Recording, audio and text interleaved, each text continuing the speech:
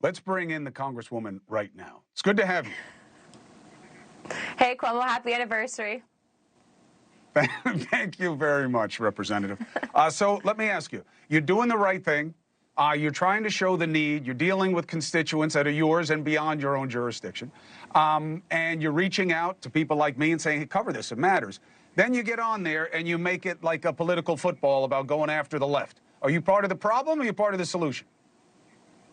Well, let me tell you, I wouldn't have to do that if the funding would have been going where it should have been going. So to put it in perspective, we have co-sponsored a $15 billion additional funding for FEMA because FEMA now has essentially run out. And I do think it's really egregious that you have Biden, which, by the way, I agree with what he said, right? Let's not make this partisan.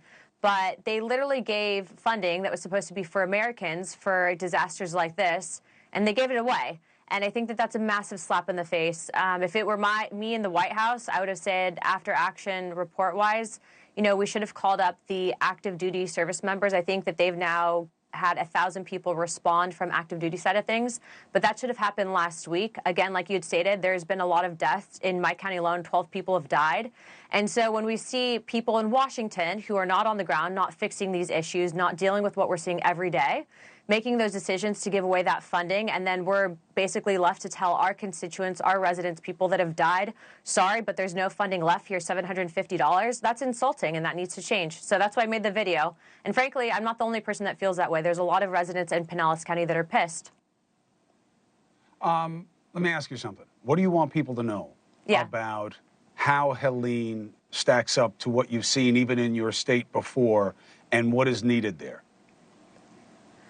Well, first of all, if you don't know, any congressional office in FEMA-impacted area can actually help fast-track your FEMA claim. So you have to file it first, but contact your representative so that you can actually get funding and have it fast-tracked again. What we're finding is there are many people that are currently displaced, and FEMA will give you access also to temporary shelter assistance.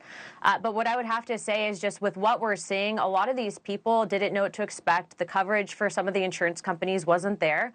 Governor DeSantis has sent even our own Guards members to North Carolina. But then what we were finding is in North Carolina, there was a lot of politics that was trickling down top bottom. And we were actually being told that some of our Guards members were being turned away. So while people were playing politics, people were dying. And I think that in general, what needs to happen is it doesn't matter who's in the White House, but there needs to be an after action report so that we can ensure that this never happens again. What we're finding out, at least in Florida, and in my area, this is some of the worst storm surging and flooding that we've seen since the 1920s. And as a result of that, people died. And so, again, politics aside, the money should be going to where it's being promised, not somewhere else. I think that people need to take this seriously, and I think representatives need to be more active because I'm seeing a lot of people message on it, but not people actually out there helping to pick up the rubble. And that's exactly what we're doing here in Pinellas County. Well, you've got an open line to me for the duration of wanting to get the word out about what's needed and how people can help.